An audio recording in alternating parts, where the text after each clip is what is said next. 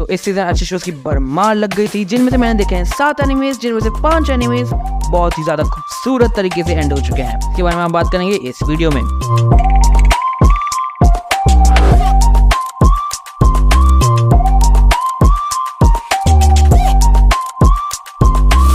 Konnichiwa, खिला रहे हो ना। तो पहले ऐसे एनिमे जो मैंने देखा इस सीजन और जो एंड हुआ है वो है रेंट अ गर्लफ्रेंड। और ओ मैन, मैंने आई थिंक असैसिनेशन क्लासरूम एक बहुत अच्छा एग्जांपल होगा उन एनिमे का जो खुद को पहले सीरियसली नहीं लेते, खुद को एक जोक की तरह लेते हैं, खुद को नहीं एटलीस्ट उस पूरे प्लॉट को, और उसके बाद एकदम इमोशनल हो जाते हैं। और वैसा ही कुछ दिखाया हमें इस बार रेंट अ गर्लफ्रेंड के लिए।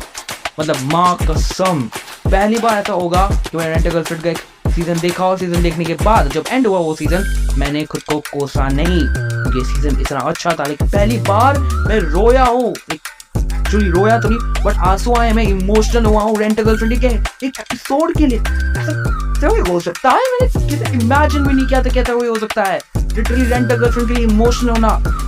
हट, और ऊपर से काजुया, हमारा चूतिया बंदा जो हमेशा हिलाता रहता है, he manned up, he grew some balls and manned up in front of our favorite waifu Chizuru. He fucking manned up. उसने चीजों को अपनी आइडियल टाइप बता दी यार। लेकिन जैसा कि जब जिंदगी में बहुत ज्यादा बुरा हो जाए तब मेरा अंदर का ओवरथिंकर ऐसा सोचता है कि कुछ तो बुरा होने ही वाला है दादा। मुझे डर है कि वैसे कुछ ना हो जाए रेंट अ गर्लफ्रेंड के साथ। माँ कसम, ये सीजन बहुत अच्छा लगा मुझे। सीजन 1 अच्छा था जिसने मुझे शो के साथ हुक किया है और इस शो को मैंने गलती प्लेजर बनाया है। और सीजन 2 ने उल्टी करवाई है बहुत ज्यादा। और सीजन 3 में भी स्टार्टिंग के एपिसोड में यही था। चलो ठीक है, स्लाइड शो आ चुका है, HD में देखेंगे हम स्लाइड शो को। लेकिन जब चिज़ुरू के ग्रैंडमदर वाला सीन आता है, वाह यार, काजुया इतना रिस्पॉन्सिबल था कब? ये पहले क्यों नहीं दिखाया? इतना बड़ा कैरेक्टर प्रोग्रेशन इतनी जल्दी हो गया। हमने ये काजुया कहाँ था? ये काजुया पिछले सीजन में कहाँ था? मैं यही सोच रहा था ये नया काजुया कहाँ से आ गया। बस ऐसा ना हो जाए कि अगले सीजन में yes guys back to normal slide show और उल्टी, लेट्स गो। Hopefully not. अगला एनिमे जो है AI नो इडेंशी द जीन ऑफ AI। और ये एनिमे का मैंने पिछली बार मैंने हाफ वे एनिमे रिव्यू करा था, जब उस वाली वीडियो में मैंने कहा था कि ये काइंड ऑफ एक एंथोलॉजी टाइप लग रहा है जिसमें थोड़ी सी मिस्ट्री है। लेकिन this show was pretty good. Like starting काफी ज्यादा स्लो थी, काफी स्लो काइंड ऑफ डॉक्टर सुडो की कहानियां टाइप ऑफ एक एनिमे जैसा लग रहा था मुझे। ये शो काफी अच्छा काम करता है इंसानों की फीलिंग्स को दिखाने में। कैसे इस दुनिया में जहाँ पे अब इंसानों की जगह AI आ चुके हैं, इंसानों की नीड्स को पूरी करने के लिए AI आ चुके हैं। काश कि मेरे पास भी एक AI होता जिसके साथ मैं कर्नल का मतलब प्लीज ठीक है AI बना दो ना यार। पर्सनल प्रॉब्लम पर नहीं आते हुए ये दुनिया काफी अच्छा काम करती है, स्टोरी काफी अच्छा काम करती है ये दिखाने में कि लोगों को कैसा लग रहा है जब इंसानों की नीड्स को पूरा करने के लिए अब इंसानी कनेक्शंस की जरूरत नहीं है, इंसानों के साथ दोस्ती रखने के लिए जरूरत नहीं है, इंसानों से कुछ मांगने की जरूरत नहीं है। बस जरूरत है एक मशीनी बॉडी और एक AI की जो इंसानों के हर नीड्स को पूरा करने के लिए तैयार है। और इवन दो इस एनिमे की स्टार्टिंग काफी स्लो थी, एट द एंड आता है तो उसने ज्यादा कुछ नहीं किया है। इसने बस इस दुनिया का एक इमोशनल वेट और डॉक्टर सुडो की मिस्ट्री क्या है वो क्लियरली बताया है। लाइक सीरीज की स्टार्टिंग में भी हमें थोड़ा बहुत आइडिया मिल गया था कि क्या हुआ है, बट उस डॉक्टर सुडो की बैक स्टोरी को इसने थोड़ा और कंटेक्स्ट दिया है एंड में आते आते दैट्स ऑल। अदरवाइज इसे मिस्ट्री के डिपार्टमेंट में ज्यादा कुछ किया नहीं, बट तब भी मजा जरूर आया इसे देखने में। Full recommended. अगला एनिमे जिसने सिर्फ लोगों के दिलों को नहीं, लड़कों की किसी और जगह को, उधर जाते नहीं है फिलहाल, बट किसी और जगह को भी छुआ है, मुशोगु टेंसेई जॉबलेस इनकार्नेशन सीजन 2, जो पूरा एनिमे था सिर्फ रूडियस की ED के बारे में, रूडियस के जगन्नाथ के लेटरनाथ होने के बारे में, रूडियस के मुरझाए हुए फूल के ना खिलने के बारे में, रूडियस के लीनिंग टावर ऑफ पिज़ा के सीधा ना होने के बारे में। और ऐसा एक सीजन होने के बावजूद ये काफी एंटरटेनिंग था, जो मुझे नहीं कहना चाहिए। देखो सबसे पहले इस शो ने सिर्फ ईडी के ऊपर इतना ज्यादा एक अच्छी इमोशनल स्टोरी बनाई है, मजा ही ऑर्गेज़म ही आ गया भाई। दूसरा, सिल्स कितनी लॉयल है यार, मतलब एक ऐसी दुनिया है जहाँ पे इंसानों की सारी नीड्स एआई फुलफिल कर रहा है, जो कभी नहीं हो सकता मेरे पास, क्योंकि ना इतने पैसे हैं और ना इतनी जिंदगी कि मैं जी सकूं इतना लंबा, क्योंकि जैसी मेरी लाइफस्टाइल है, जैसा मेरा ईटिंग हैबिट है, मैं माँ कसम अगले साल ही मरने के तलाश में हूँ, क्योंकि या तो कचरा अंदर जा रहा होता है या कचरा बाहर आ रहा होता है, जो मैं बिल कर रहा हूँ। लेकिन और ऊपर से यहाँ पर शोगुटेन से हैं जो हमारी अगर गलती से भी कभी मेरी बन जाती है, बनती गर्लफ्रेंड बन जाती है, मेरी गलती से भी किसी भी एक मोड़ पे मेरी गर्लफ्रेंड बनती है, चाहे वो एक दिन के लिए भी क्यों ना हो, क्योंकि मुझे लगता है उतना ही बनने वाला है, बट एनीवे अगर बनती है तो मेरा पहला कंपैरिजन होगा इसके साथ, सिल्स के साथ, क्योंकि सिल्स जितना लॉयल मुझे कभी नहीं बनने वाला कोई, लेकिन क्योंकि अब सिल्स मेरे दिमाग में बैठ चुकी है तो बैठ चुकी है, और हमेशा मेरी बंदे का कंपैरिजन सिल्स के साथ ही होने वाला है। यार ऐसी कौन लड़की होगी, जस्ट इमेजिन, ठीक है, तुम किसी बंदे को पसंद, तुम उसके साथ सेक्स करना चाहते हो, लेकिन उस बंदे का जो नुन्नू है वो नहीं हो रखा, तो तुम्हें बुरा लगेगा, तुम्हें गुस्सा आएगा, और प्रॉब्ली इस मोहतरमा की तरह तुम उस लड़की को छोड़ भी दोगे।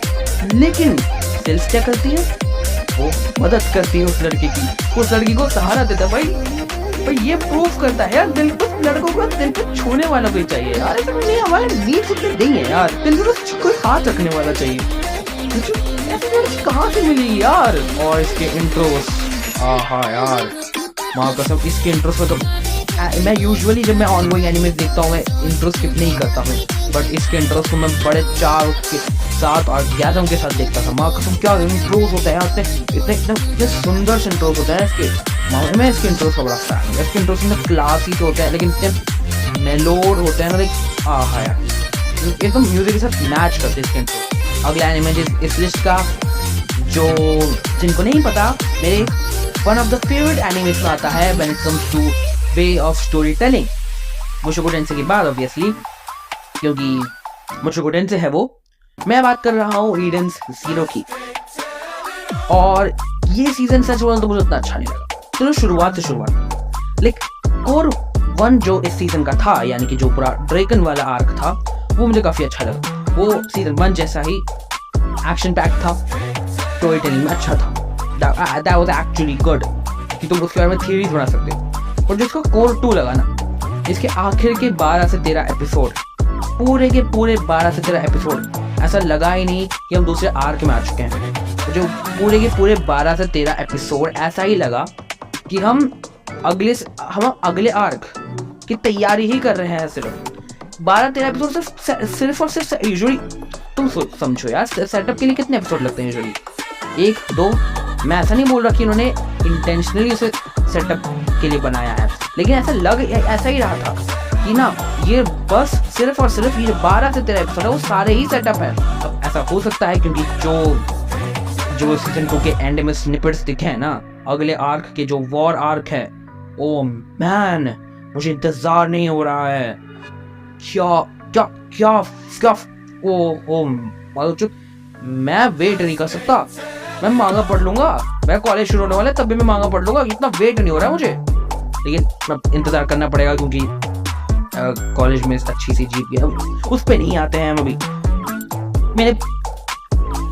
मैं रो लूंगा कोने में जाके कल। सीजन 2 इन्होंने काफी ज्यादा बच्चों जैसा कर, लाइक सीजन 1 से ही मुझे ऐसी फील आती थी कि ये ऐसा लग रहा है जैसे Pokemon the better more thought out story, ऐसा लगा था मुझे सीजन 1 में। इसका मतलब ये नहीं कि काफी बच्चों जैसा है, काफी बेसिक है, ऐसा नहीं है। इसकी डार्क स्टोरीज एक्चुअली डीप है, डार्क है, लेकिन तब भी काइंड ऑफ ये शो कैसा खुद को कैरी करता है, कैसे उसकी ओपनिंग थीम्स बनी हुई है, ऐसा लगता है कि even though it is a shonen, वो बच्चों के लिए टारगेट किया गया है। इवन दो ऐसा लगता है थोड़ा बहुत, बट स्टिल इसकी सीजन 1 और सीजन 2 इसके अच्छे हैं। फाइनल एपिसोड में शिकी वो साइको लेके जाना, मैं सोचूं सीजन 3 आना ही है तो मरने तो नहीं वाला ही, जैसा लग रहा है ना माहौल, जितना ड्रामा दिखा रहे हैं मुझे लग रहा मरने वाला है ये।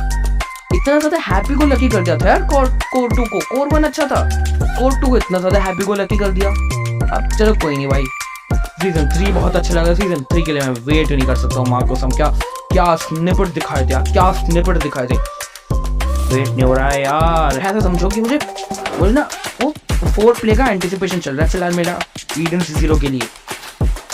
4 प्ले चला जा रहा है, एक्चुअल 6 नहीं आ रहा। मैं 6 का इंतजार कर रहा हूँ लेकिन चल सिर्फ 4 प्ले रहा है। समझ रहे हो तुम मेरी बात को समझ रहे हो आप?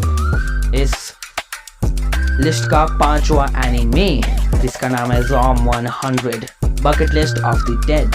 और अगर तुम सोच रहे हो क्यों ये सीजन तो ये एनीमे तो अभी तक एंड ही नहीं हुआ तो नहीं लिस्ट में क्यों इंक्लूड कर दिया, तुम्हें पता चलो तो मैं बताना चाहूंगा बोसोरी वालों ये एनीमे क्योंकि आगे कंटिन्यू ही नहीं हो रहा है। तो दर्शकों अगर आप ऐसा सोच रहे हैं कि ज़ॉम 100 के नए एपिसोड क्यों नहीं आ रहे तो फिर ज़ॉम 100 अब एक इंडेफिनिट हाइएटस पे जा चुका है। इसका मतलब एपिसोड 10, 11, 12 कब आएंगे किसी को भी नहीं पता। और अगर आप ऐसा सोच रहे हैं कि मुझे कहां से पता चला तो मैं पोस्ट करता हूँ अपनी लेटेस्ट एनीमे न्यूज अपनी एक्स पर अपने ट्विटर पे, तो फॉलो जरूर करिएगा ताकि आप जान सके लेटेस्ट एनीमे न्यूज और किस तरह से ज़ॉम 100 के शेड्यूल की चुद रही है। पहले क्या हुआ, एपिसोड 4 में 1 दिन का डिले, एपिसोड 5 में 1 हफ्ते का डिले, एपिसोड 6 में 1 दिन का डिले, एपिसोड 7 में फिर से 1 हफ्ते का डिले। आई थिंक तो मुझे याद नहीं है किसी एपिसोड 8 में फिर से आई थिंक 1 हफ्ते का डिले। आई थिंक इतने सारे डिले हो चुके हैं मुझे याद भी नहीं है। यूजुअली एनीमे में अगर डिले होता है याद रहता है, ठीक है। भले मेरी मेमोरी बहुत ज्यादा कमजोर है, भले मेरी मेमोरी एक चीटी जितनी है, लेकिन तब भी याद रहते हैं अगर डिले हो, क्योंकि एनीमे के लिए मैं रात के 12 बजे एपिसोड डाउनलोड करने बैठता हूँ यार, समझो मेरी बात। ये फ्री नेट मिलता है, गरीब हूँ मैं। सब्सक्राइब करो, जब मैं एपिसोड डाउनलोड करने के लिए बैठता हूँ ना मैं बस देखता रहता हूँ। ज़ॉम 100 का नया एपिसोड दिख नहीं रहा। रिफ्रेश गूगल टैब खोलो, प्राइवेट टैब हटाओ, उसके बाद नॉर्मल टैब खोलो, उसके बाद ज़ॉम 100 लेटेस्ट एपिसोड न्यूज डिले मादर बहन की तुरंत में दिखाते। अच्छा शेड्यूल बनाओ शो का, अच्छे से बनाओ शो को, जो ऑडियंस की गांड क्यों मारते हो अगर हफ्ते कि ना अपन एपिसोड नहीं देंगे। एपिसोड लाओ, तुम ठीक से बना दो ना, टाइम ले लो यार। तुम जो इंडेफिनिट हाइएटस की मौत